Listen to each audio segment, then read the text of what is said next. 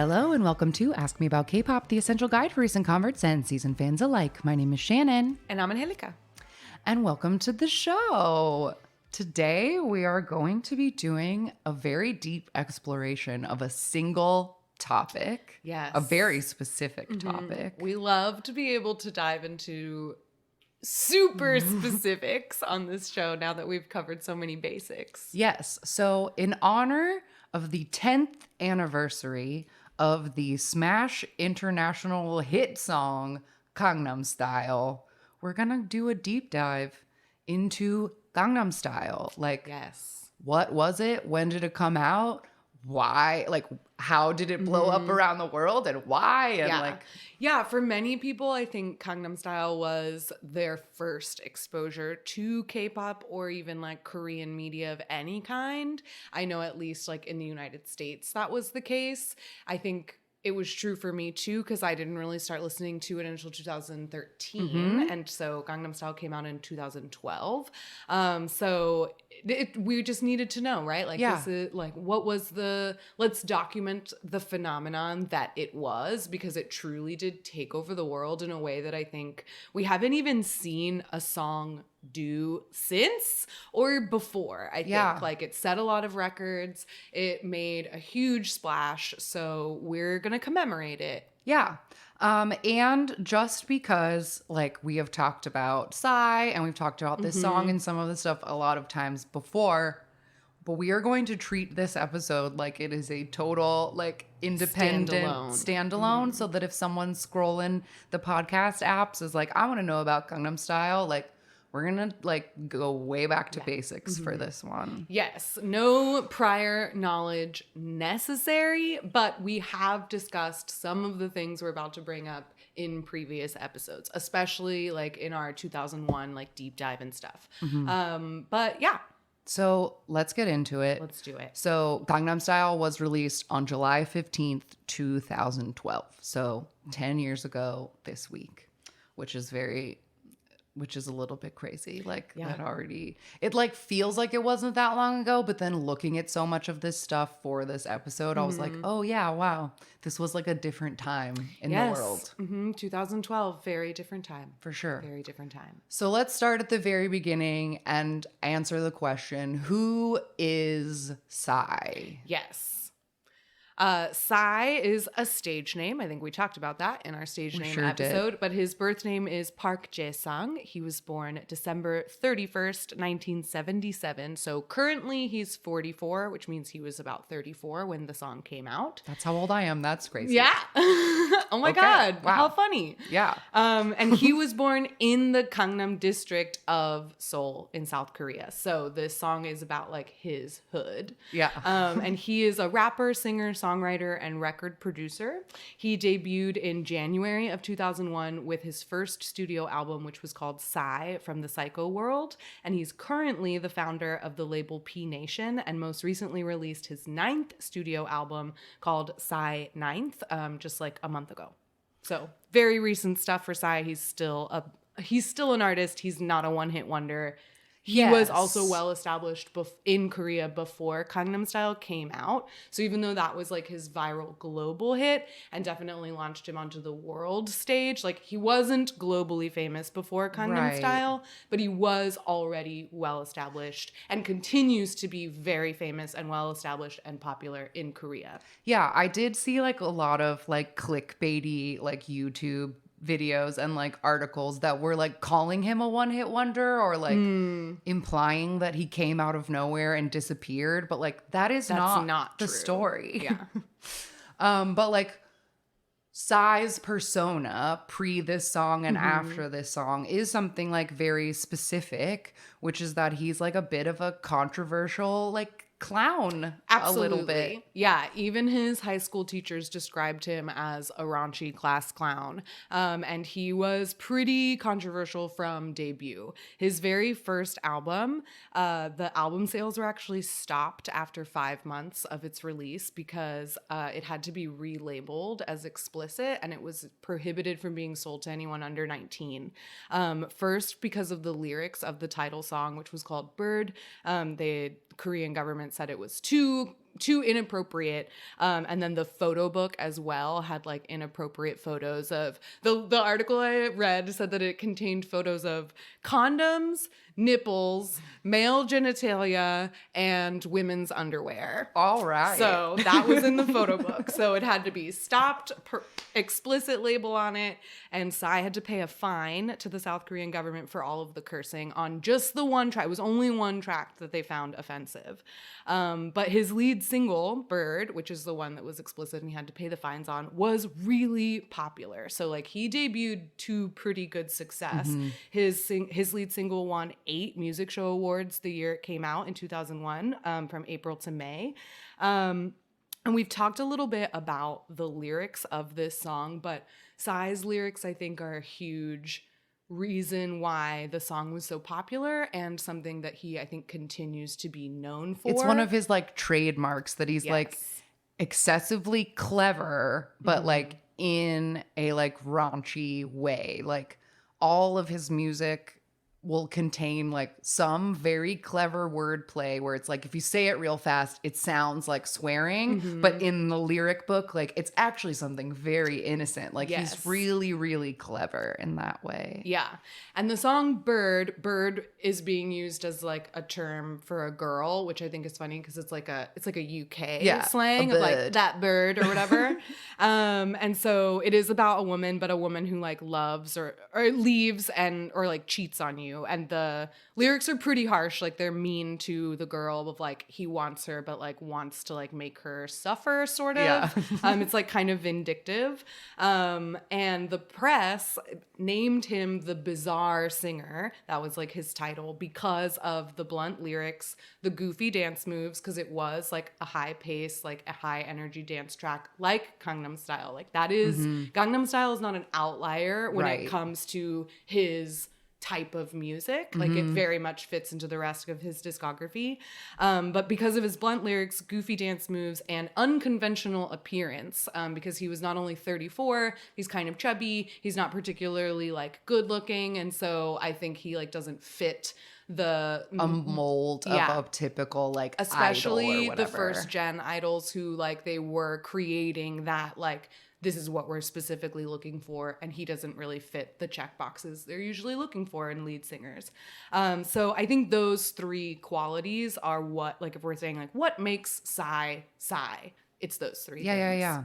And I think it's very interesting because like while Psy is like funny and clever and does not take himself seriously at all, which is like I think a lot of the appeal is like the goofy dance moves are things that like, oh, maybe you should like be embarrassed. But like he's very shameless. Yes. And like, you know, has a good sense of humor, but he's not like a comedy. He's not like Weird Al. He's not like making comedy music. He was making rap and a lot of it was like very serious, but he didn't take himself seriously. I think it's like kind of comparable to like really early Eminem. Like, you know, he would make really goofy music videos or like dress up crazy and do little voices. And it was like... And super like over the top exaggerated facial expressions. Like he makes himself kind of the butt of the joke. Right. But without feeling like embarrassed. It's without being self-deprecating. Yes. Yeah.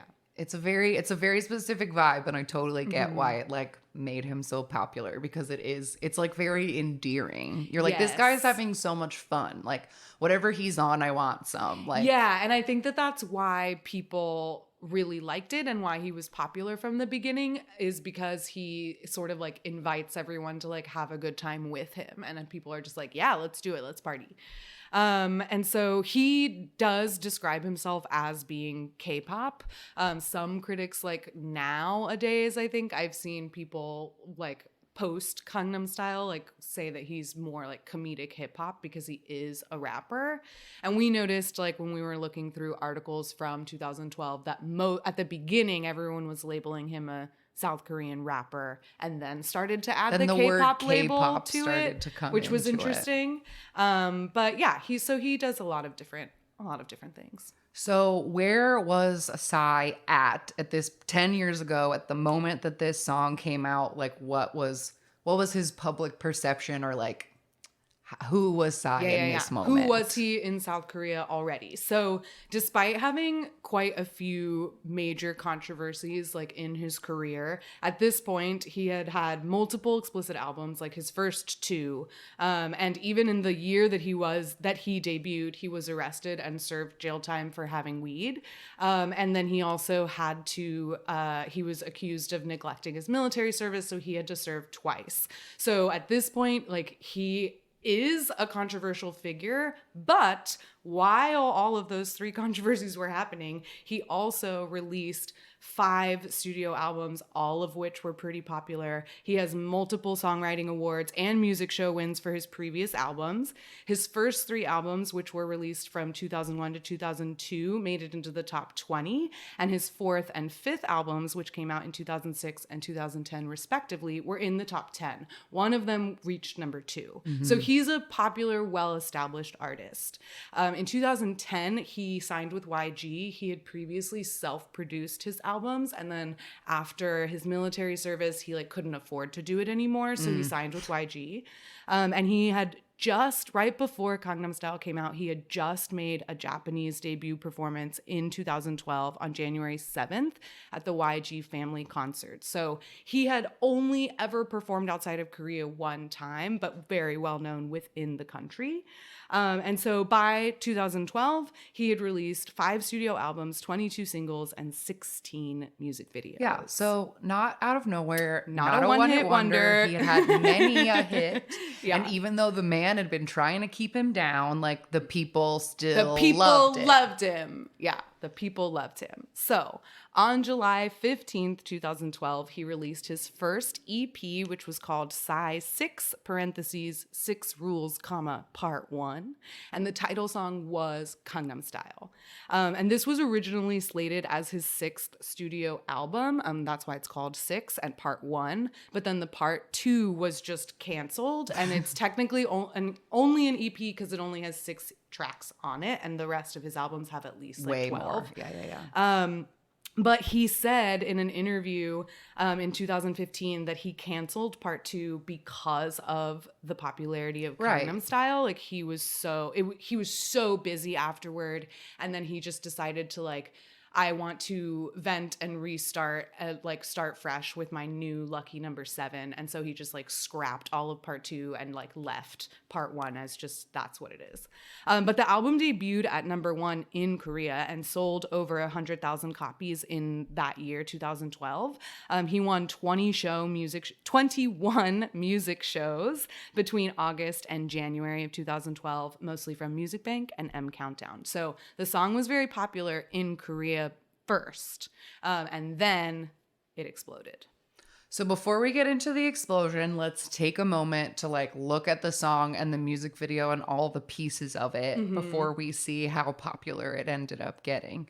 So the song itself, a lot of Western critics immediately compared it to LMFAO, which was at the time the only group kind of making that style of dance music. Yeah, of house party rock. Party rock. They exactly. were making that's what they were making. Party rock. And they always had, I think, too, another comparison that fits, I think, is the super brightly colored music videos, the lack of taking yourself very seriously, and the sort of, it's the goofy dance moves and kind of comedic elements. I do see a lot of the comparisons in the sense that LMFAO is probably the only US artist they could have compared it to at the time. Yeah. But I feel one of the greatest elements of the songs is this warped, pulsing, backwards noise that goes throughout the whole thing. Oppan Gangnam Style. It just makes you wanna move. I think about there's a really terrible Zac Efron movie about DJs. Oh my God, yes. I didn't watch it, but I remember when We Are Your Friends is what it is called. But there's a part where he does a really long poetic monologue about syncing up music beats to people's heartbeats or whatever, and then like that's what gets them like real into the music. And like, yeah, this song just is like so driving that like you kind of can't help but like wiggle a little to it. So I get why it was so addicting. And I also think that the main like drop, the like drop, Gangnam Style, like that is just so classic, like early 10s EDM. Like it just follows the formula like so nicely. Yeah, absolutely. But the lyrics of this song are Psy describing the type of woman he's looking for. For example, he says, a girl who covers herself but is more sexy than a girl who bears it all. So he's looking for like a specific time, like what lady in the streets freaking the sheets kind of a thing. That's what everybody wanted those days. Right. While also describing himself, the kind of man that he is, he says like a guy who has bulging ideas rather than muscles.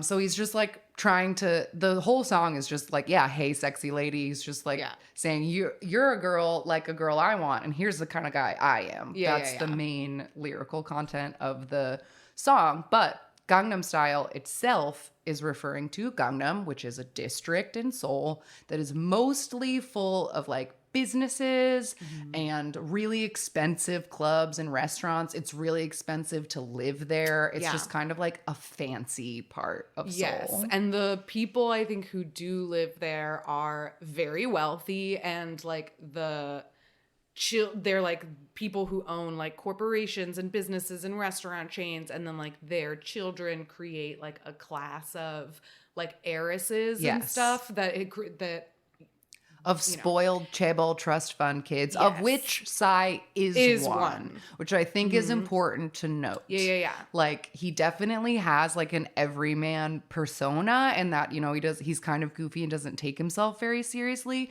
but he is extremely privileged and like grew up a completely different life than a lot of people because his dad has a lot of money. Yeah, his dad owns a corporation and his mom owns like multiple restaurants. So like he is a Gangnam boy or whatever. And he has compared the Gangnam district to like Beverly Hills because of the like environment of it or whatever. But he says that the main point of the joke in the song is to claim himself Gangnam Style, while everything else around about him and the song and the dance and the music video is just not high class at all. So that's why it's funny, because he says, quote, people who are actually from Gangnam never proclaim that they are. It's only the posers and wannabes that put on these airs and say that they are Gangnam Style. So the song is actually poking fun at those kinds of people who are trying very hard to be something that they're not. Yes, and I remember like my very specific early Gangnam Style memory is we used to, back when we lived in Austin, we had a standing Monday night date at the same Mexican restaurant. And I remember one time being like, you know, this song that everyone's talking about, I read a really interesting article about it. And the article was about how South Korea has like an extreme culture of debt to like a really detrimental degree, because I don't know if it's like this in other countries, but like if you go to like the grocery store in South Korea and buy a $5 bag of chips, you can finance it and pay for it in like 4 payments. Like they'll let you finance anything. Wow. So a lot of people like live deeply beyond their means and have like crazy amounts of debt, but like they still want to show off and seem like they're doing have, like, well. the brands and all of these things. Yes. So like I think that was another thing that Psy was kind of trying to poke at with this song, of like people pretending to be rich while they're like drowning in debt. So the music video, which I think is obviously a huge part of the phenomenon of all of it. Like, definitely, he's played the song on the radio and everyone liked the song, but I think the music video has so much to do with it. Because that's where it truly went viral. Yes. Like the video itself set records, which we'll get into. So the music video, like we talked about earlier, sort of shows moments of Psy looking like a phony. Like he's like, there's a part where it seems like he's at the beach and you zoom out and he's actually just at the local playground, or he's in fancy rich guy environments like a horse stable or a tennis court, but he's acting foolishly in a tuxedo and he doesn't really like fit in, you know? So this music video has notable guest stars. Hyuna, who at the time was a member of 4 Minute and had debuted as a solo artist in 2010. She was very young and she was the hotness. Also in the music video is Yoo Jae-suk, who is a very beloved comedian and TV personality who's hosted like 50 plus shows in his career. Like he's a staple entertainer. Yeah. As well as a comedian named No Hong Chol, who does this pelvic thrust dance in his one scene in the music video. It's very impactful. Yes. But this was supposedly his signature dance that he'd already been doing pre the music video. And it was like Psy asked him to do his dance in the music video. And they call it the Jojil dance, which means low quality. Yeah. So that fits with his like cheap guy in a fancy Yes. suit. Yeah. And then also there's a child named Hwang Min-woo who was 7 years old when they filmed the music video. So now he's 17. And he had appeared on Korea's Got Talent. He did like a Michael Jackson impression. And the story I read was that like Psy was watching TV like the day before they filmed the music video and saw the kid and was like, I need him. And they like got in contact with him and like figured out how to get him to the set so that he could have this little dancing mini Psy in the music video. Adorable. All right. So let's talk about The music video itself and all of the like little scenes and elements that we get in it. Yeah, it was filmed, I read, in just 48 hours, and it includes so many different locations. I read that only 2 of which were actually in Gangnam, but then I read another article that was like, the whole music video was filmed in Gangnam. But I was like, I don't think that that's true. Because I feel like it's Yeah. a very inward part of the city, and there's like river stuff, and there's like Yeah, other things yeah. that I think are like not. And the subway, I checked like the subway scenes. That's not Gangnam Station. Yeah. No, and I laughed because like the article that said like only 2 of the places are actually in Gangnam was like a like Korean like place, and then the article that was like 48 hours filmed all in Gangnam was like American. And I was like, I think this one is probably So more I'm gonna correct. trust. I'm gonna trust only 2 actual on the site locations. So we open up on our playground set, and Sai is wearing pink shorts and a white tuxedo shirt and a little beach chair. And you see the reflection in his sunglasses, and it's like, oh, he's on the beach. But we zoom out, and he's on a playground. And our little Hwang Min-woo is wearing like tracky bottoms and a little white tank top and doing his little Michael Jackson dance like around Sai.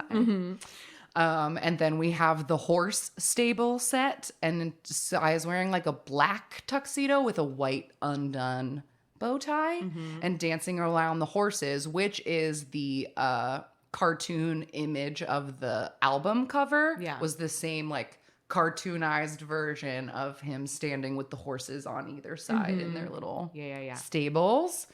And then my personal favorite part of the music video is the wind tunnel section. Psy and 2 dancers, and the dancers in the video are wearing like white, like flowy, halter necky kind of dresses that are completely backless, and then like little silver shorts. And then him and these 2 girls are dancing very seriously towards the camera while trash and foam and all of this stuff is just spraying at them. And I feel like that's my personal favorite part of the video. Funny. It's so funny. good. Then we also have the sauna set. And Sai is wearing a turquoise towel. And I tried so hard to find this towel because I want to know what the brand is. Because you can see that it says like girl ! But that there's a front half of the word. And I don't know what it says. But he's wearing the towel like wrapped really high, like a girl would wear a towel. And he's leaning on a naked dude. And then a guy with like back tattoos is like dancing.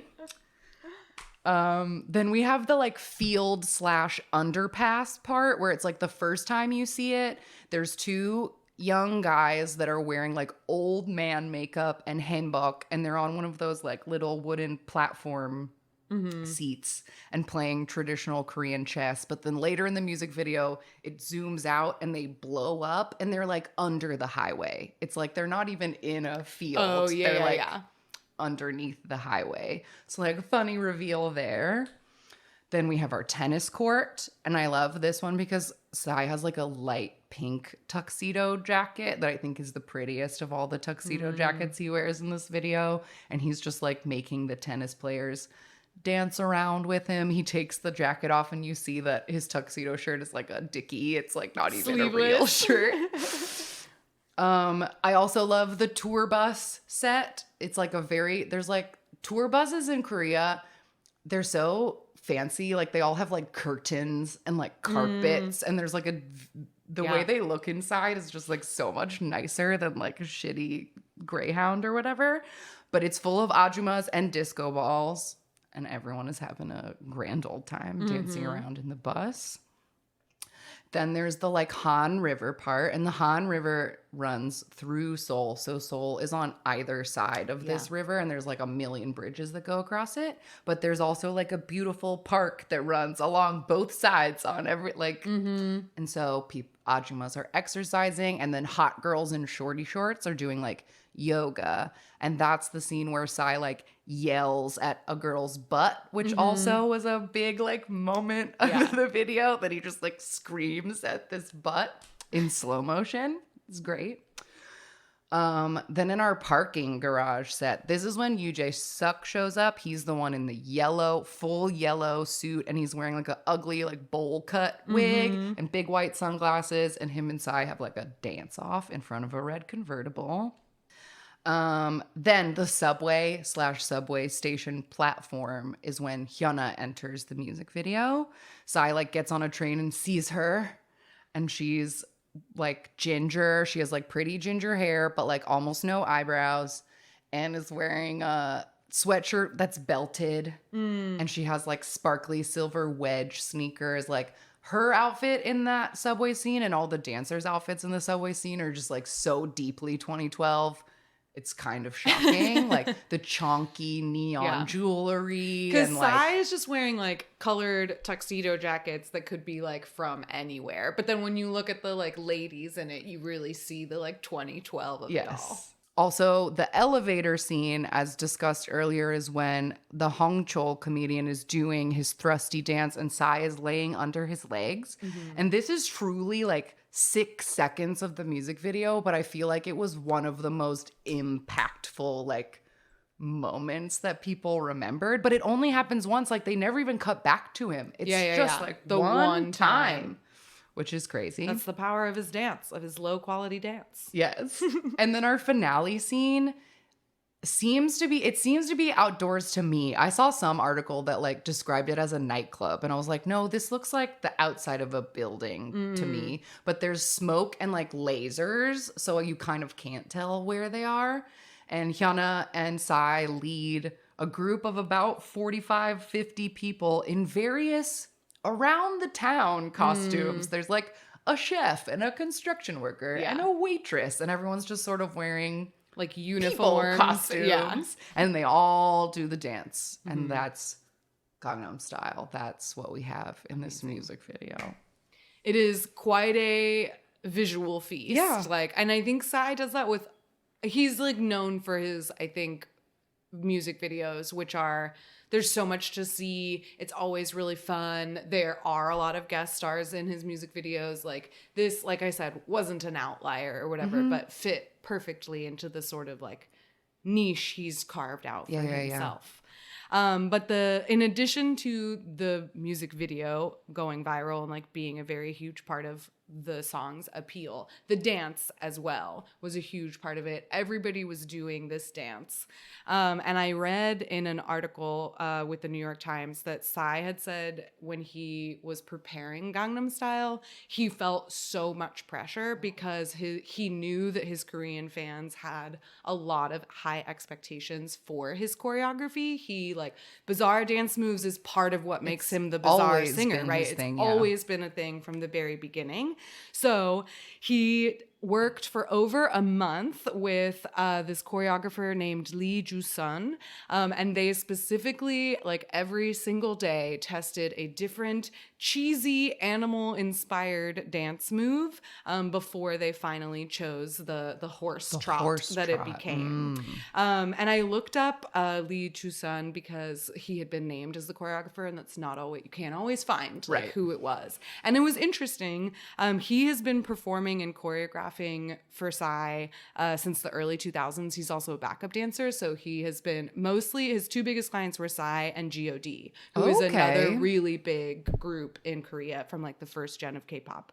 And Gangnam Style won him a choreographer award at the Gaon Music Awards, and the global success of the dance itself actually pushed him to become an activist for choreographers to copyright their work. And he co-founded the Korea Choreography Association to help choreographers do that. I love because of Gangnam Style. I love that. I know, how fun. I'm really glad he was able to like turn it into like activism and get a bigger piece for all of the choreographers and like yeah, because it was such an important part of the success of the song that like the choreographers should be benefiting from that success. Absolutely.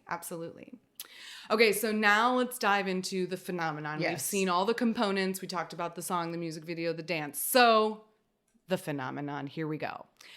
This, like I said, it was released in July, but it went fully viral in August of 2012, but had started to gain international attention by the end of July.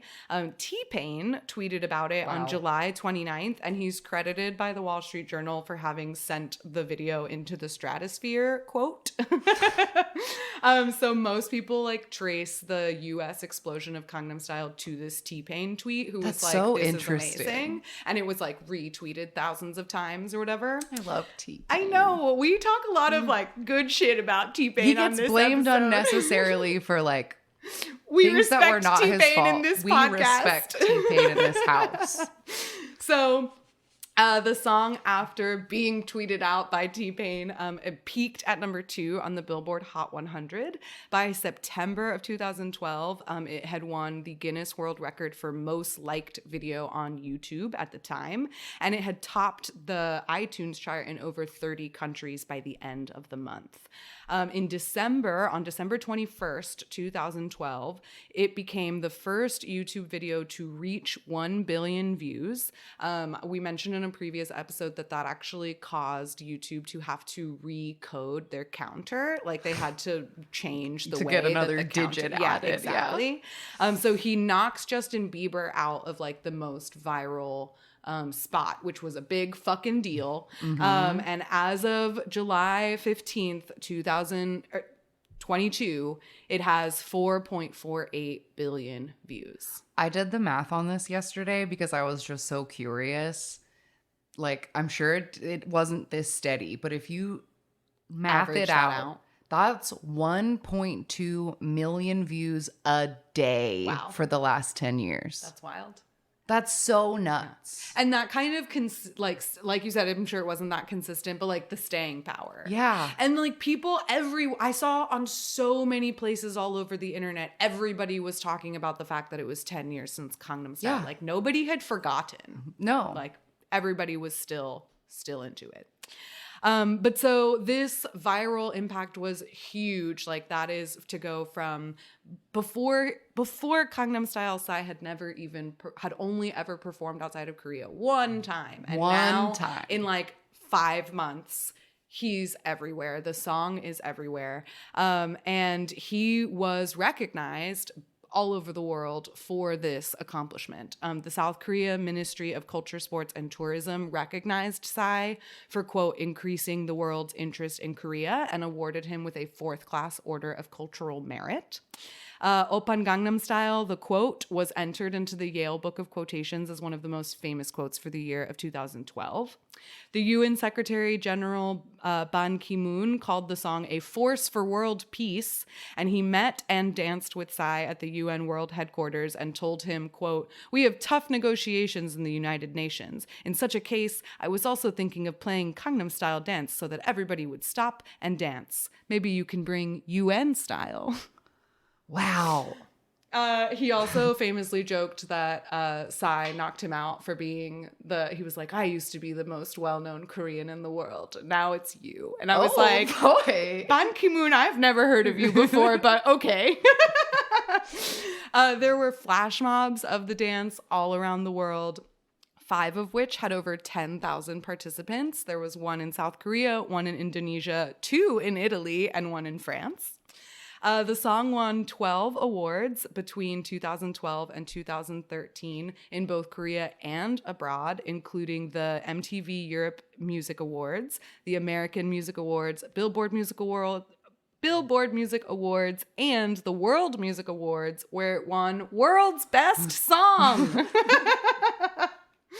The music video was named the best music video 2012 by Time magazine. It was on all of the end of the year lists as being super iconic for the year, for the decade, etc.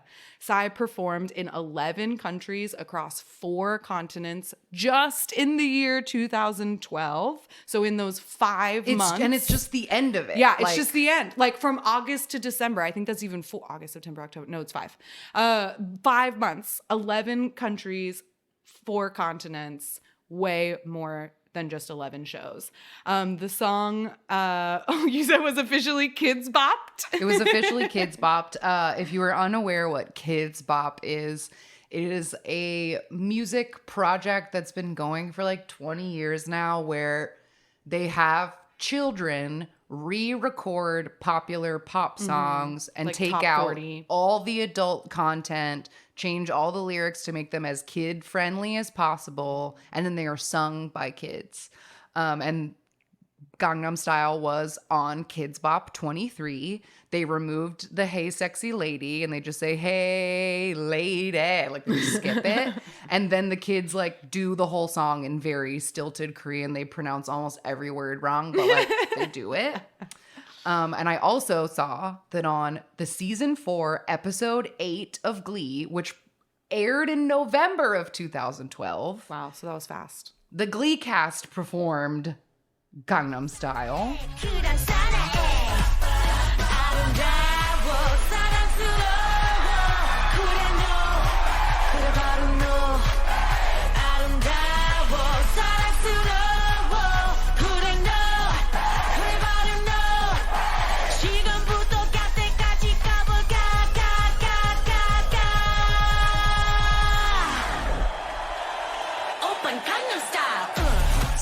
So this ended up on Glee, and at the end of it, one of the girls like passes out very dramatically. I was not watching Glee anymore, so I don't know what, but I did watch this whole performance. So yeah, they snuck it into the lexicon there on Glee. And then I feel like I've talked about this before because I've seen it in person, but We definitely talked about it in our episodes talking about our trip to Korea. Because I think, did we see it in person? I saw it with Wade. I don't know if we went we and may saw not- it. maybe Maybe we did. I feel like we did. I think we did see it. We must have, because it's like if you're outside of where SM Yes, Coex, we it walked was by over it there. when we went when we were finding the subway. Because remember, we After got a we little saw bit Kai. of lost. Yes, after we saw Kai. And we were like, let's get out of here. Where's the subway? No, it's this way. And we had to pass by the hands. Yes. So in 2015, they erected an absolutely enormous It's so big. It's gold so big. statue outside of the Gangnam Coex Mall. And I think I read that originally they wanted it to be a full gold statue of the cartoon Psy doing like from the horse dance from the album cover. But then it was like walked back into being just 2 hands crossed in that little thing. Like cut off from the wrist. Yeah, so just it's like just forearms the hands and like doing- hands. Yeah. And on the forearms it says like Gangnam Style and like big things, and it's so huge and ugly, and nobody knows why this statue exists. I found a Korean article that was titled "Who Wanted This?" and they had interviewed like people in the neighborhood who said they didn't want it. Psy didn't want it. He thought it was a dumb waste of money. And like totally antithetical. Like it was like, I remember when that statue was put up and seeing people be like, the people who made this did not understand the song. Right. Like they misunderstood the assignment. Right. But I guess it seemed like it was like a single city council person of Gangnam that thought it would just be a great idea. And so it's still there, I think. But it's big and ugly and gaudy, but they wanted to, commemorate it. this moment. It was a big moment. And I also noted that Gangnam Style was added to the video game Just Dance in Just Dance 4 in 2014. Nice. So those are some places that it stuck in that moment. But I wanted to take a minute to talk about all of the appearances that Psy then made all around the world from the success of this freaking song. Yeah, because we have talked if you've never listened to any other episode of our show, we've talked a lot about the way that K-pop has spread from Korea to international audiences. And in many, many ways, like indisputably, this is like the biggest crossover hit that's ever happened. Like even previous huge acts like Girls' Generation, Wonder Girls, Rain, like BoA, they had tried and kind of failed to establish themselves in the United States. And then this song kind of overnight became what everyone was talking to, like local TV news hosts in fucking who knows where Minnesota are talking about Gangnam Style. Yes. And so this was a huge, huge difference in the amount of attention and press that a Korean artist had ever gotten before, and Psy made the rounds. Yeah. And I do think, like, I don't know if we want to get into like deep final thoughts right now, but I do think there was, watching a lot of this, there's something slightly upsetting about it, because even though it like was a silly song and everybody liked it because he was silly, there is like a very deep othering about like every appearance that he made. Totally. Like he almost never really got to talk. He speaks English fine. He went to college in the United States. He went to school in Boston. Like he speaks English. Yeah, but like there's a real like look at the weird foreigner thing Look at about the goofy, all of it yeah. that is a little icky, but the first time he appeared on American TV was in September of 2012. He came to the MTV VMAs, and he did a little like dance with Kevin Hart was hosting, and at one point between categories or something, Psy joined Kevin Hart and wordlessly just starts dancing around, and then Kevin Hart does the dance too. Blah blah blah. Then a few days later, he taught the dance to Britney Spears on Ellen. Amazing. Which is crazy. And then performed at the Today Show a few days after that. And then the next day, Seth MacFarlane, the creator of Family Guy, was hosting Saturday Night Live. And they did a sketch where Seth and Keenan worked at Lids, which is a store in the mall that only sells hats. And the premise of this sketch was that they were bored at Lids and it was boring, and they had this magic button, and when they pressed the button, the wall opened up, and Bobby Moynihan, dressed as Psy, just came out and said, "Oppa Gangnam Style." Everyone said Gangnam. It was so annoying. And then would do the little dance, and then they'd move on with the sketch. And they did it a bunch of times, and then the dancer showed up, and then there was a horse puppet. And then in the final button press, actual Psy came out. So he made a little like cameo on SNL, which is cool. And then he went back on Ellen a few days later. I couldn't find any video of that, but it said that he was on Ellen like twice in 2 weeks. Wow. So yeah, all of those things happened in just 1 month. Then when we flashed to November, because I think he like went October, to Australia he and did he some went other around. stuff. They had the American Music Awards, and he got to perform, and MC Hammer introduced him, and Psy came out wearing hammer pants, like black glittery hammer pants, which is a fun little, I thought that was cute. Did Gangnam Style. Everyone loves it. Then he went on The Tonight Show with Jay Leno later in November, and specifically that night, the audience was all military members. So that was like special. And then this was kind of a big deal, and we'll come back to it in a second. But on December 21st, he appeared on a TV special called Christmas in Washington. And he comes out on the stage and starts singing Have Yourself a Merry Little Christmas. And then like a few lines in, he goes, "Wait, this isn't what you guys want to hear." Then goes into Gangnam Style, and the Obamas are like, "Yay, Gangnam Style!" Yeah, because this is a concert that happens at the White House. Yes. So the president was there. Then he did Dick Clark's Rockin' Eve that year on Christmas Eve.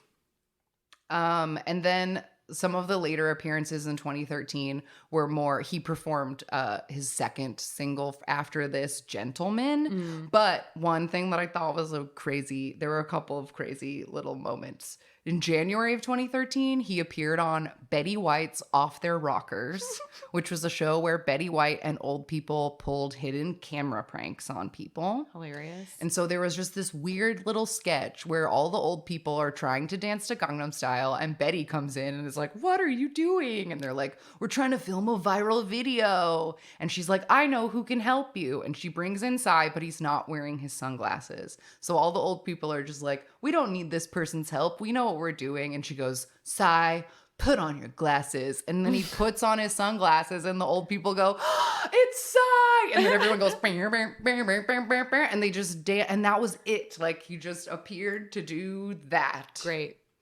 And the other funniest weird American TV appearance I could find was street magician David Blaine had a special called David Blaine Real or Magic, and Psy appeared in this. They're in a music studio and they do a card trick where the card that Psy picks is literally under his own watch. Like, he checks the deck and it's not there. And then David Blaine's like, "Look under your watch."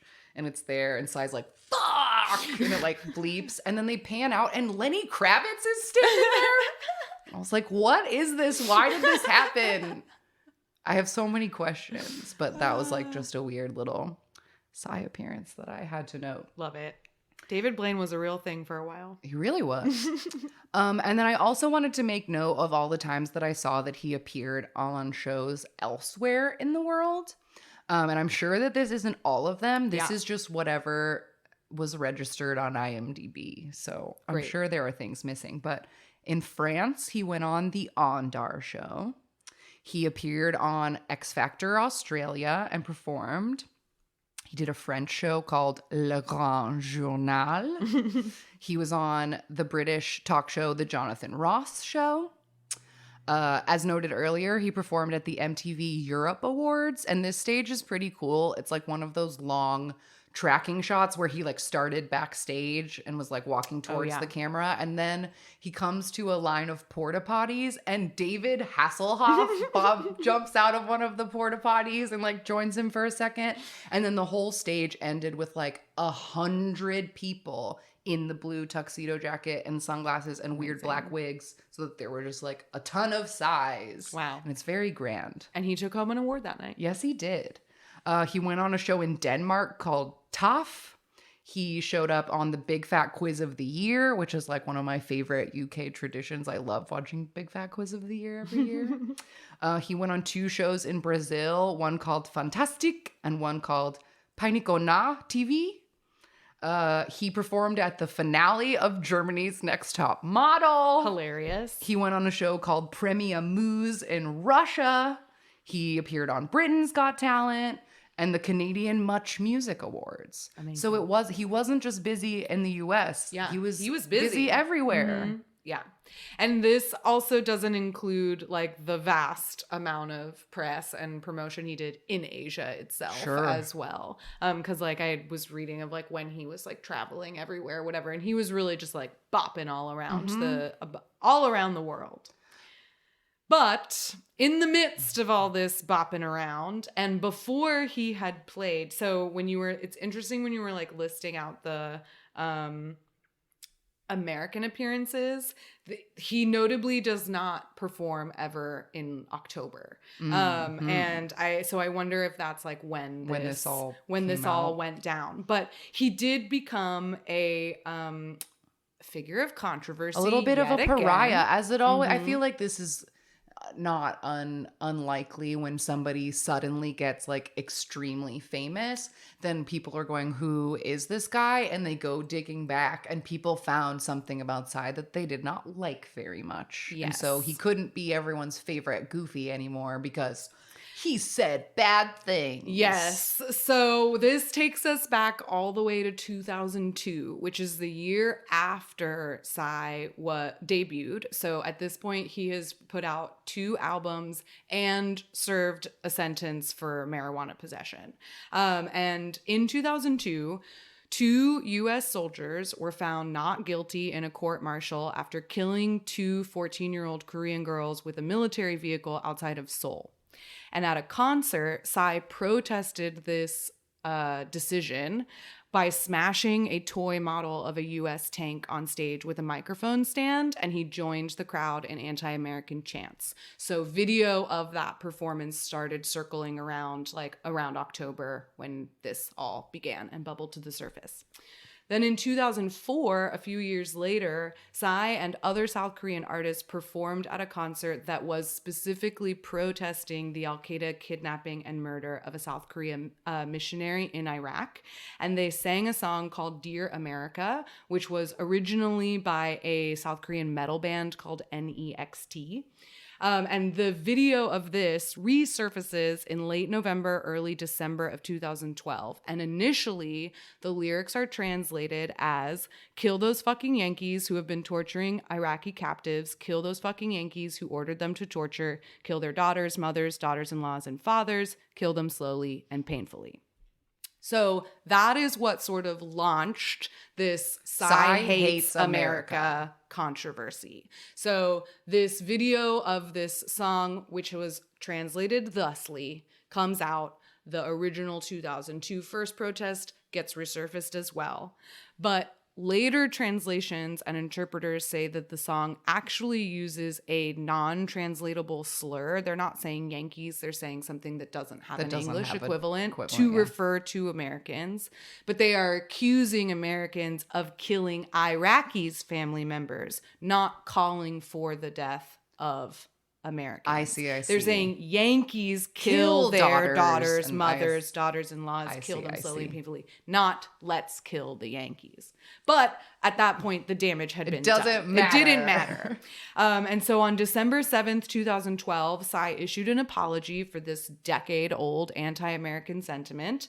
He said, quote, I have been honored to perform in front of American soldiers in recent months, including an appearance on the Jay Leno show specifically for them, and I hope they and all Americans can accept my apology. While it's important we express our opinions, I deeply regret the inflammatory and inappropriate language I used to do so. In my music, I try to give people a release, a reason to smile. I have learned that through music, our universal language, we can all come together as a culture of humanity, and I hope that you will accept my apology.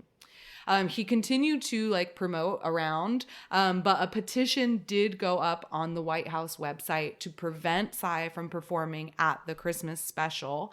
But it got taken down with only 500 signatures for violating restrictions on the website or something like that. And his invitation was not revoked. So he did, in fact, perform at the White House in front of the Obamas. Yes. And I did find a transcript of a Fox News segment about this, after he had already performed. And it's just very, very gross. And they're basically just saying you're lucky we even let you hear, you nasty foreigners, basically the sentiment of it.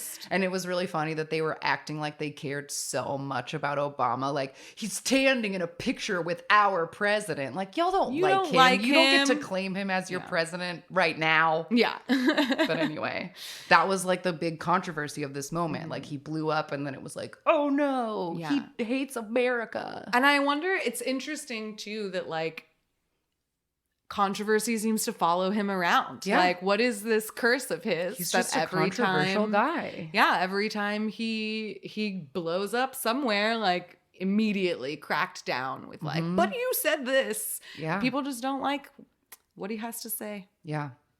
The man doesn't, at least the people do. Yeah, that's the thing, is the people love Psy and the man doesn't like what he has to say. Yeah. Very interesting. But moving on, one of the other hugest pieces of impact that this song had was just how exponentially it was parodied. Yeah, the sheer volume of dance covers, music video parodies, whatever the else, so many videos from every corner of the world that you could possibly think of. But in doing research, I found that Simon and Martina, who were this couple who are now divorced, but at the time they were Canadians who lived in Korea, and they had a channel called Eat Your Kimchi, and it was about explaining to English speakers what it's like to live in Korea. And I watched their videos a lot way back in the day. But they posted an English parody of Gangnam Style on July 23rd. Yeah. And that is seemingly the first English parody that ever went up. But when a journalist confronted them about it and like tried to credit them with it, they were like, oh my God, no, Korean people were making so many parodies of it. Like, we did not think of this. But they were like the first English one on July 23rd. And so there were a bunch of just groups of people doing this. Like I said, there were flash mobs all over the place too. But some notable parodies that I thought were just worth writing down. North Korea released a parody video called I'm Yushin Style on September 18th. This was a parody video that was mocking the South Korea ruling Conservative Party's president-elect, Park Geun-hye. And she later won the election and had Psy perform Gangnam Style and Champion at her inauguration as kind of like a fuck you. I won anyway. I also saw that it was used in a lot of environmental activism. I think this is just one of those moments of different corporations and nonprofits and organizations everyone latching onto a meme, capitalizing or whatever, on the meme. Exactly. So Greenpeace had a campaign called Going Gangnam Greenpeace Style. The Green Climate Fund hosted in South Korea was called Songdo Style. The Philippines used a dance campaign against fireworks for it, all over the place. The CPDRC Dancing Inmates did a parody video. They were a real, if you'd never seen this, they were a real big thing at this present time, at this moment, where it was 2012. These inmates who would learn all the viral dances or whatever. I think the first one they did was Thriller, and then they started doing all kinds of different ones. Super Junior Sorry too. Yes. But these big group dances, and they would put up these videos of hundreds of inmates in the same outfit doing these dances, and it cheered people up, I guess. In a strange way. There were also countless college campus covers all over the place. The MIT one includes a cameo from Noam Chomsky, which I think is funny. The NASA students did a parody video at Mission Control Center in Houston. Soldiers from all around the world did one. I read that the Royal Thai Navy got in big trouble for doing theirs because it was whatever officer was let's be fun and make a fun video, but then the old fuddy-duddies up the chain were you're making fun of our Navy, and they all had to publicly apologize for it. They didn't think it was fun. Also, the YouTube Rewind in 2012, this I feel is barely, I feel people hate it now, but in these early days of YouTube would put out a rewind video every year where they would invite all the biggest YouTubers to make a video that referenced every viral thing, everything that was cool that year. They smash it into one video. So the 2012 one is a Gangnam Style parody that features Psy and all of these big YouTubers. And then later in the video, it turns into Call Me Maybe, which we discussed as that was the song he knocked off. It was the biggest song. And then it remixes into Call Me Maybe Gangnam Style at the end of the video. They combine the songs. And then, I put in Gangnam Style parody on YouTube yesterday and sorted it by popular. And then I just scrolled for 25 minutes, and there's not a single thing you can think of in the world that someone did not make a Gangnam Style parody, Farmer Style, Afghan Style, Minecraft Style, Mormon Style, I'm surprised Mormons were even allowed to watch it. I know. Literally anything you can think of, people were parodying it. Wow. And all of those videos also came out in those last 5 months of 2012. It was such a moment that was contained in this really specific time period. Yeah, it happened. So it truly burned wildfire across the entire world. It was pretty wild. I feel like we can fairly confidently say that like nothing like that has happened since. Like No, we I haven't don't think seen so. a single song dance craze like take over like that. I saw a lot of people comparing it in the Western media to like the Macarena. Yes. Because they like there hadn't been a viral dance craze like that in so long. Yeah. And something that just like took over everybody's hearts and minds. Yeah, and it's the way that it took over everything, like all like comedy, and it was just a thing that everybody referenced because you think like Despacito, I think like broke its record of like views, but like that's just because people were listening to Despacito. It was not, but there was getting, not a like, dance. It Like wasn't there's a no thing. parodies. Yeah. It's not like on SNL or whatever. Right. Yeah. This was like its own thing. And I think also it came with the whole package, right? Because like the song itself, if you just listen to it, is immediately an earworm. And it's like super fun. And it was very of the time, like catchy, exactly the kind of like fun pop craze music that was popular. But then it also has this excellent music video, which is really fun to watch, very goofy, has so much different stuff in it that you like won't get bored halfway through. And then the dance is easy enough to do that like everyone can learn it. And I don't know, like it just had all of it had sort of like a trifecta of things. Yeah, I feel like the reason that it was so easily parodiable, maybe Single Ladies would be. Yes, that was also thing. like a thing. Yeah. Because like I think when in order for something to like go viral this way or to get stuck as a permanent piece of like a cultural lexicon, is that it has to be like really specific in a way that hasn't been seen before. And the Gangnam Style music video is so deeply specific. Like he's wearing tuxedos, but also the video was for the most part filmed in real locations. Like, so when people were making their parody videos, they could go to a playground, they could go to a sauna. They could, like, it was really easy to recreate the video as a joke because there wasn't like the K-pop box video they didn't of need it. Like the set or whatever. It kind of even feels like it isn't cheap, but the way that it was so easily parodiable, it's like it couldn't have been that expensive because they were just in like regular just like going locations. around town. A set was not built for this video is I guess the point I'm making. Like it just happened in the world. So then it was really easy for people to get sunglasses and a joke tuxedo jacket and like make your farmer style video or whatever.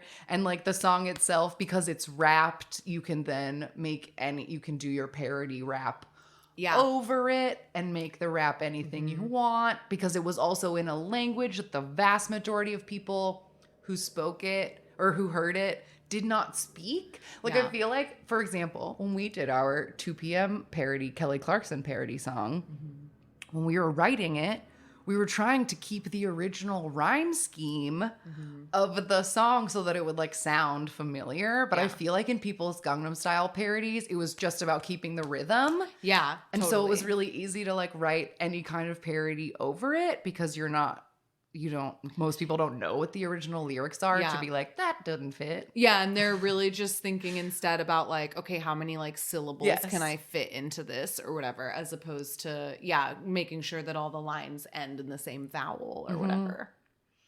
But yeah, I mean, I guess we're already sort of talking about it, but my wrap-up thought is like, what was it about this that made it like Such so a huge thing, popular? And I do think that there was, like we said at the beginning, there is something so endearing about Psy's sense of humor. And it's like something that's really hard to like tack down or replicate because the music video is very silly, but you don't feel like Psy is being silly. It's like there's like a seriousness or like a genuine, I don't know. There's some sincerity. Yes. Where it's not like he's doing this like, aren't I so funny? It's like you just sort of feel like, oh, he's just being himself and it's endearing and funny. Yeah. He comes across, I think, in his music and his music videos, performances, and also his interviews as like just a very genuine person.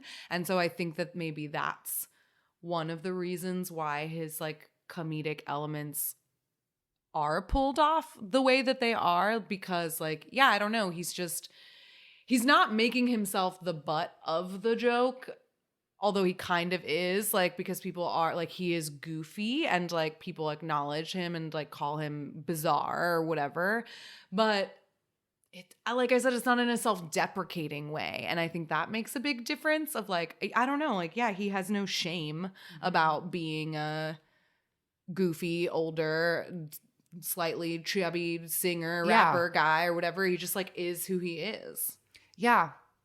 And like, I think that the costuming of this is like so terribly specific, and it works in a way because like he's wearing all of these different tuxedos. They fit him perfectly. They like look really like, I don't know, it's not like he's literally wearing a clown costume to do his goofy dance. It was like he had a really specific vision for what it was going to like look like. Yeah. And like I said, that makes it so iconic. Like, he wore sunglasses on stage like his whole career. So like that wasn't a new thing for this, but like, I don't know, it was like part of it, like tuxedo, sunglasses. Like, yeah, it just was so deeply specific. Yeah, it was truly a well thought out whole package. Like I think at this point in his career was already a well established artist. I think he had been very meticulous in creating his artistic persona at this point too, because like this was his 6th release and he'd always ever put out full studio albums. He's always done this sort of style of music as well. So like he knew who he was.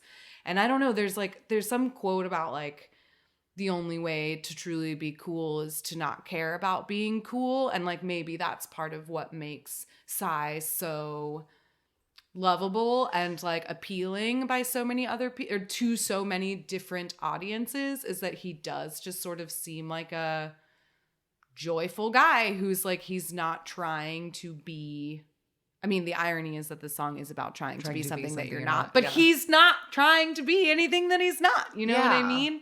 And so I don't know, he's just charming. He is just a charming guy. And yeah, I think everything about the song is charming. It's charming. I think that is what it is, because it's like on first glance, and I'm sure the reason why it went viral and why people were sending it to each other and why it went so viral was like, I don't think anybody had seen anything like it before.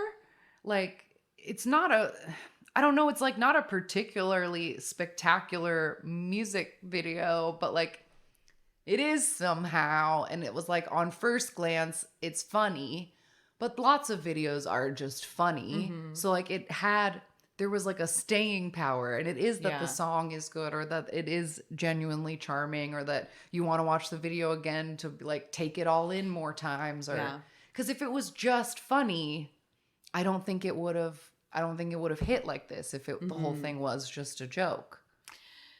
Yeah. But I don't know. I mean, because it's interesting too. It's like, I mean, I know why Single Ladies was so popular, because it's fucking Beyonce. And then it was like a fun, catchy dance that like a lot of people could do. And yeah, they like parodied and the it little on leotard, SNL, like and, iconic, the like black and white video, super and the easy to like, remake, etc. Has a lot of the same components that we've discussed Gangnam Style as having. But then like, yeah, like why did the Macarena get to be so popular? Like that music video is also just like the guys singing and doing the dance in like a white room or whatever. But it was a dance everybody could do. And I don't know. Like, I guess in the United States, at least, like when this came out, I can't really think of an artist who would be comparable to Psy. Like, because he's not a Weird Al. Like, he doesn't make parody comedy songs. Yeah. And he makes like original music.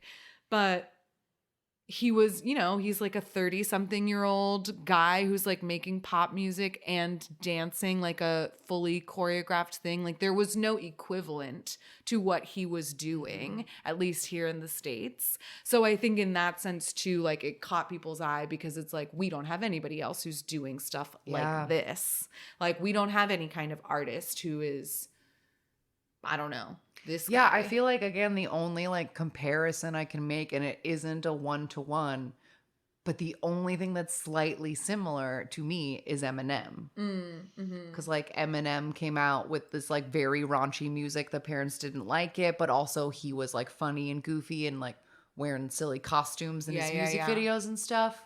But also it's like not the same at all, because like he was a young shitty punk. Right. And like, yeah, Psy And was he a made grown-up. like really offensive stuff. Right. And Psy's music is not offensive. It's explicit and it might be inappropriate, but because it's like sexual, or he uses curse he uses words. innuendos and stuff, but he's not like homophobic or Right. like insulting other races or like Yes. Eminem says horribly derogatory shit, and that's not the kind of music Psy makes. Right, Like, right. His second album was about his like arrest and like the censorship and stuff, and so like he writes about like real things sometimes, but he's not like insulting other people, and he's still doing it in this sort of laughable way that like, yeah, I don't know, he's not as like harsh as someone like Eminem. Absolutely. Yeah. So, because like that has never been an aspect of his controversy. I think like the controversies he's had in Korea have been fairly, I mean, the drug thing is a big deal, but in the sense of like, I don't know, he's never like harmed anyone or whatever. And like the controversy he had in the States of like, oh, like he's an angry, like anti-American, like whatever. Like those are not the kinds of controversies he usually gets into. It's like, it's not because he's saying inflammatory shit. It's usually just because he's like cursing. Right. And like, I don't know. Or just being a little too living his lewd. life. Yeah. Just being a little lewd. Yeah. A little rude and lewd. Yeah. Lewd but never rude. Yeah. But he's just a dad. He's just a nice little dad. Even by the time, like, even throughout all of his controversies, like, he married his wife, like, in between, like, I think after his, like, 4th album or something, he married her, like, right before he enlisted or before he had to go back the second time. I don't know. He's been, like, a happily married, like, family man. Yeah, he has twin like, daughters. for years. Yeah, since, like, 2005. Yeah. He's just, like, a guy. He's just a guy. But it's interesting that he had, and maybe this. that is part of part of the appeal. viral appeal, is that he was just a guy. Like, so much of K-pop and so much of, like, you know, is idols being these, and like, this, like, untouchably gorgeous, perfect perfect, people. And Psy is, like, happily imperfect, and maybe that's like what people latch on to. Maybe I did see a lot of like Western media that discussed sort of this like quote unquote breath of fresh air he brought to the like manufactured perfection of K-pop. Completely ignoring the fact that he's been around since 2001, but that was a very common comparison of like what he was bringing to the table aesthetically, that sort of broke this mold of what people had come to expect from K-pop, I guess. So it's just, I don't know. It's interesting that this song exploded in such a way, and I think like we can trace so much of K-pop's spread to this moment. Yeah. And yeah, I mean, it's fascinating now looking at it from 10 years, from 10 years ago or 10 years in the future. I remember like one of my other I was trying to remember like, when did I see it the first time? Or like, how did I know about Gangnam Style? And I remember telling you about like what the song meant at dinner one time. And then I also remember looking up a video of him performing Gangnam Style in Korea at an outdoor festival. It might have even been Psy SummerSlam, which is a thing that he does, or it was some kind of outdoor concert. And this was like an aerial shot of these tens of thousands of people, and they were all like jumping at the same time and like singing it so loud. And I just remember being so overwhelmed by it. Like, I think I got like tears in my eyes because I was just like so overwhelmed at seeing so many people. Like, I think that was the first time that I like understood truly how famous he was, or how big the song was, and that it wasn't just like this weird little joke. Like, this dude is like hella famous. and like these fans like really show up. And now that's a thing that I feel like I've seen a lot when watching lots of K-pop, but it never ceases to overwhelm me when I see, you know, like someone's Tokyo Dome show and it's like, look at all of these people. Yeah. But I feel like that was my first like real exposure to like how big K-pop is and how many fans really do like show up for things. Yeah, and I feel like I mean, I was a senior in college when this song came out. And so I remember like it being viral in the sense of like everybody was talking about it, and I'm sure my school did some stupid parody video to it that was like a theater and a film school, so of course it did. But I remember that not really being discussed, like the level of fame that he was, and like I feel like he was really treated as like, this is the first thing he's ever done. Kooky weirdo like, just showed up out of nowhere. He just started, and like at that point he had been in the game for over a decade already, and like had already the reputation and the name to pull tens of thousands of people into a crowd for just him. And I feel like, at least here in the States, we super ignored that when like introducing him to ourselves or whatever. Like people really glossed over how established he already was. I think that's like, we've discussed like around this topic before when talking about K-pop outside of Korea. But I think that that's just like a really yucky, toxic thing about Western media or Western fans, that they like don't respect something until they like it. Yes. You could say like, this person is so fucking popular in Korea, they sold millions of albums, and people are like, but they're Koreans, they don't count. Totally. It's like a really gross othering of like, if you're famous somewhere else, that doesn't matter to me. It only matters that you're famous where I am. Yeah, and it's like it's such an insanely twisted perspective. I remember reading about like, there's a Chinese actress named Fan Bingbing, and she had like disappeared. She got in trouble with the government and like disappeared. And people were talking about how like she is the most famous actress in the world. Like she is. You can't comprehend. Like you cannot understand exactly. And it was, and people were like, but I've never heard of her. And it's like, but China has literally billions of people, and they all know who she is. So on that alone, she is the most famous in the whole world. Like, get out of your little bubble. Get out of your little bubbles, man. We all live in teeny tiny bubbles, but there's bigger ones out there. So yeah, it's just fascinating to see it, you know, skew things, especially like now that we have kind of established ourselves as sort of like pop culture historians in this aspect, where we like do take a look at kind of like the different sides of the coin as much as possible. And yeah, it's funny to do this retrospective and be like, oh, look at all these super racist articles. Yeah. Yeah. Or these like articles that are just written with such a level of like derision for the K-pop music industry in general. And like, I don't know, I read this one that like, I the equivalent of like turning it off halfway through. I was just like, I can't stomach this anymore, because they were being so backhandedly rude, like about like reveling in his success. And yeah, like what weird a shock. Asian guy is popular in this ridiculous genre of inauthentic music. Like, he's a breath of fresh air, and I'm like, oh fuck you. Like, I can't. Okay, we're done. Yeah, we're done here.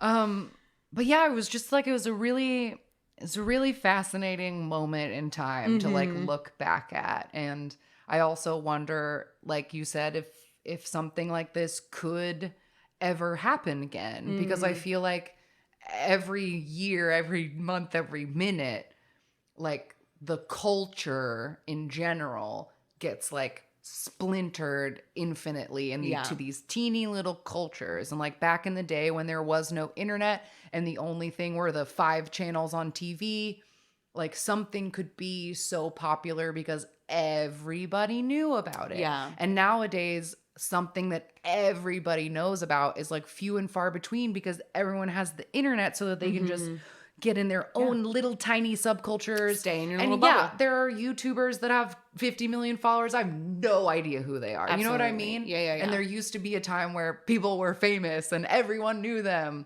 And I feel like this Gangnam Style was like maybe the last time that like everyone in the world was paying attention to this like one thing. Yeah, maybe. And it's just very fascinating to like think about and look at. And wow. Yeah, and it'll be interesting to see if something like this ever happens again.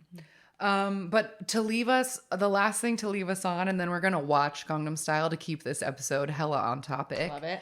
I just wanted to note that like the song lives on because this year, like just a few months ago on TikTok, there was a trend.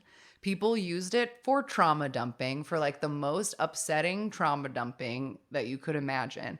But it uses a remix of Gangnam Style by a DJ who is under the TikTok at Kooze, Kooze, in October of last year. And it is a remix of Gangnam Style with a song called N-Side by Steve Lacy. And this remix fucking slaps. 아름다워 사랑스러워 그래 너 그래 바로 너 오빤 강남 스타일 Oh God. They're all the worst possible things you could fucking think of set to this jam. Oh my God, these are horrifying. Whoa.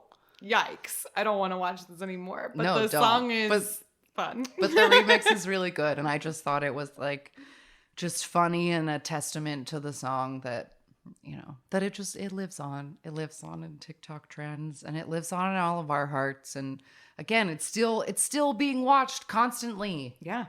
It's really, really high. It's still top 5 most YouTube watched ever. Absolutely. Which is nuts. Will live probably forever in the YouTube Hall of Fame. Yeah. So thank you, Sai, for bringing the world together in just this one small moment of Truly. 2012. You united the world with your silly little song. And that's really fun.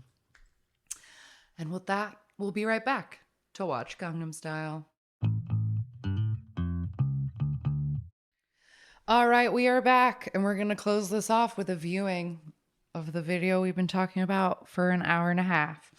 So if you would like to watch Gangnam Style with us, pull it up and press play when I say go. 3, 2, 1, go.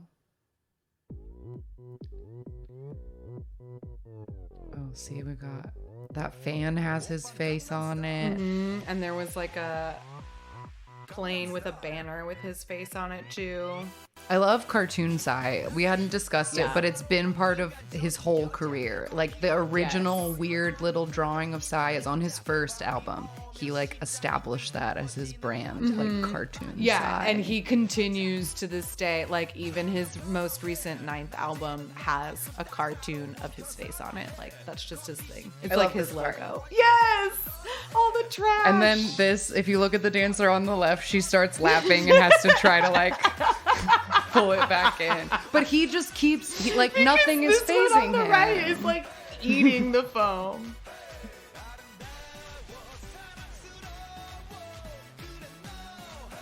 That part where you're yelling. Oh, and those khakis, I meant to mention it earlier, but those khaki shorts are like drop crotched and they're so ugly. And they have insane pleats on the front. Here we are in some. Oh, it's a horse, obviously. Yes.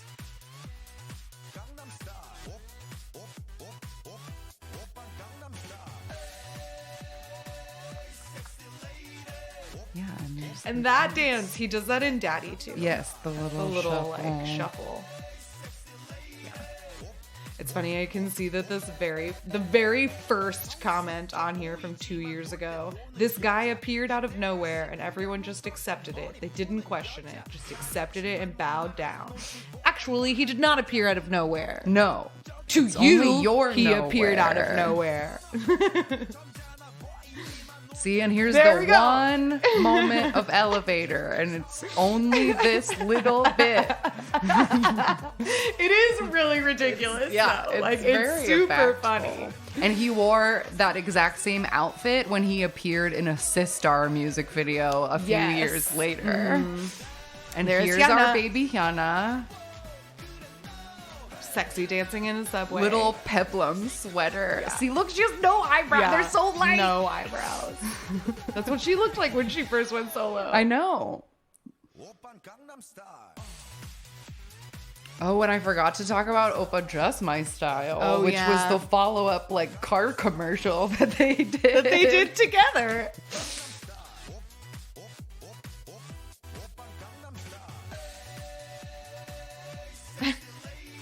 But like the girl in the back with like the neon fringe top, like that's so this And gen this of like K-pop. this like trash bag skirt that the other girl was wearing.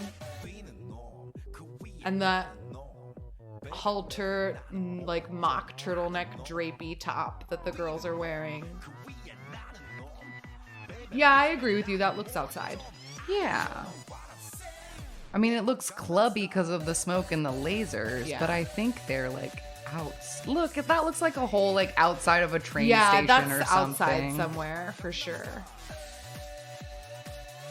So we got a surgeon and a boxer and a graduate. And a cheerleader. And this guy looks like a trash man. Oh, there's UJ Suck. And there it is. Amazing. And then we get a long outro of continued dance fighting.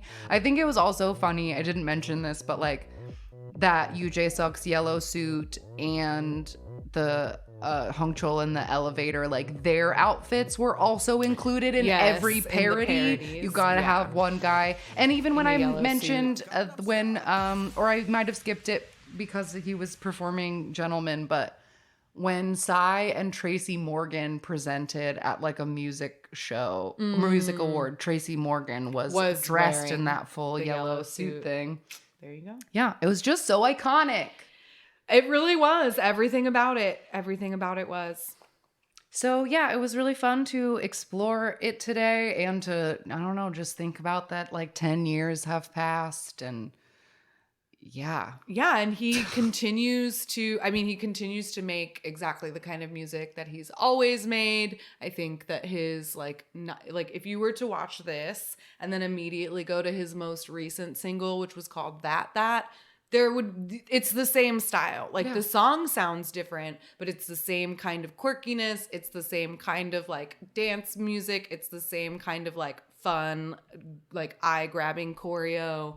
He has a shtick. Yeah. And I love that also that the shtick seems to include like also including some of the most popular people of the time. Like this video has Hyuna in it and Daddy has CL in it and the new song has Suga in it. Mm-hmm. And like, yeah, he always finds a way to like get everybody involved. Mm-hmm. Yeah, he does. And people, I mean, I think this is like a testament to how popular he is that like celebrities of all kinds will agree to be in his music videos. Like he has celeb cameos in so many of his videos. Even ones where they are not like a featured art. Like Hyuna doesn't sing on this song. Right. And like Naon doesn't sing on New New Face, Face. but she's like the star of the music video. Yeah. So people just love Psy. Yeah, they do. All right, weekly recommendation time.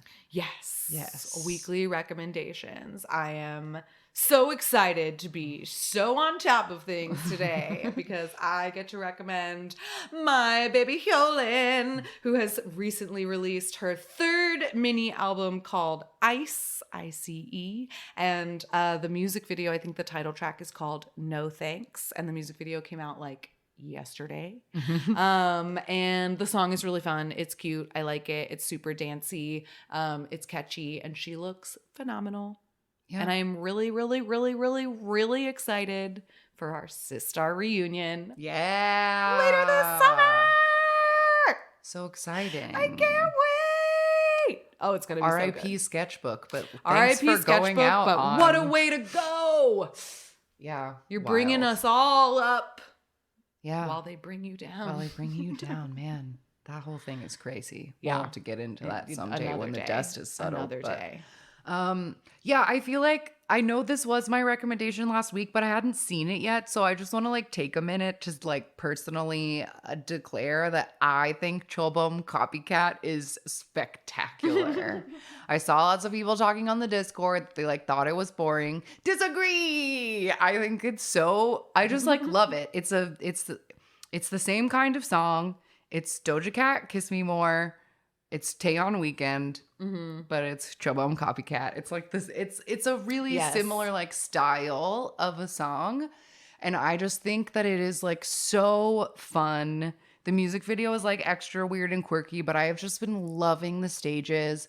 Whoever is styling them right now, all the outfits are so fantastic. they're so great. They're just like really great. And I'm really enjoying like, I don't know, it's actually never happened that one of my alt biases has been in a subunit because Mino's never done shit like that. So it's just like very exciting to see two A-Pinks get to do something that is not A-Pink at all. Yeah. Like, not that it's so different from anything they've ever done with A-Pink, but it also is. Because they've never done this level of like quirky. Yeah. And I also feel like the sexiness of this quirky is an upped level of a sexiness that they've ever done before. Even in the outfits themselves, I would say, like the things that Bomi in particular has been wearing lately, like it's very trendy, it's very strappy, it's a lot of skin and cutouts, and like they are definitely bringing a side of themselves that doesn't come out in A-Pink. Yeah. Even though A-Pink like does create now more like mature, like we're women, we're making like grown-up women music, sort of like the only girl group who's making like grown-up sexy woman music. But yeah, and this is like a different style, and it's fun. Thing. It's a little more tongue-in-cheek. Yeah, because Chorong's 30 now. And like, yeah, I feel like once and they've you been get doing this to for a like 10 don't years give or a fuck whatever. age, Like, yeah. I sent you this adorable oh my video. God, I cried at it. Oh my God, I watched it. I just like let it loop so many times. But Bomi and Chorong were at a little like meeting their fans outside of a music show, and one of their fans that they've like known since debut brought her baby to see them. Yes. And Bomi like recognizes her in the crowd and is like, "Oh my God, you brought your baby!" And they're like, "Honey, she looks just yes, like you." Chorong is like, "Honey, she looks just like you. She's so cute." And they're like, Bomi "Oh is my like, God. "Will you guys all like?" She's been a fan since debut, and like now she's here with her baby. Are all of you guys gonna come back even after you're married? And the whole crowd goes, "Yes!" And she's like, "Oh, really? Are you?" But it was just like really sweet because it was like you could see in the moment when they saw her, like you could see in their eyes, like being really like touched and like, oh my God, cute baby, but also like deeply feeling their age. Yes. And the like Chorong has like, she flashes through like 6 different emotions immediately. Yes. It's really funny. like, baby, your baby? Are we old enough to have babies? Yeah, like, yeah, oh, yeah. I guess we You could see have her babies. do the math and be like, oh my God. Like, it's so funny. It's so funny. But it was really, I'm really into it. And I think that the mini is really great. The third song on it, I want to make sure I get the title right because I think it is really good. Feel Something, the third track on the little mini, I think is excellent. Great. It's really good. I'm very proud of them and I'm excited that they like did a little something like as a little unit. And I hope that the other 3, like, I don't know if they want to do little units. Yeah. They can. That would be so fun. That would be really fun. And I guess preemptive recommendation once again, because everything keeps coming out like the day after we do this. But Hyunna's back tomorrow. Yay! Nabirera. The trailer or the teaser looked fun. Yeah, it does I look like fun. It sounds really catchy. I'm excited. And it has, speaking of the Macarena, the dance is very Macarena-esque. Yes, So the dance looks like an easy viral dance. Yeah.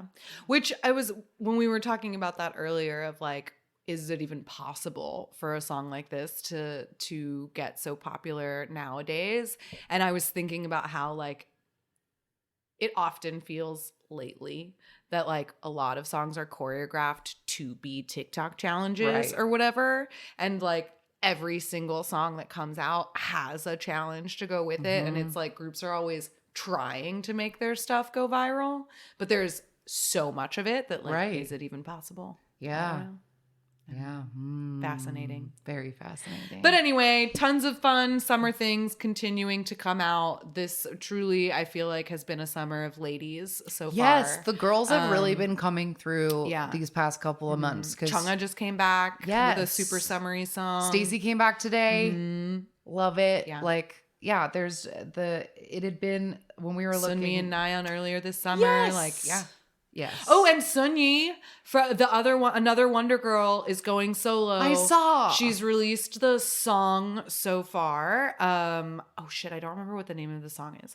But there's no music video for it yet because the music video, I believe, is going to be released when the album is going to be released, which is in a couple of days. Oh, it's called Glass Heart. So Sunyi, there's a live clip and then there's like the audio version, but you will be able to actually buy the little EP and the song in a few days. Yeah. So very exciting. Summer of Ladies. Yes, I love it. I love it.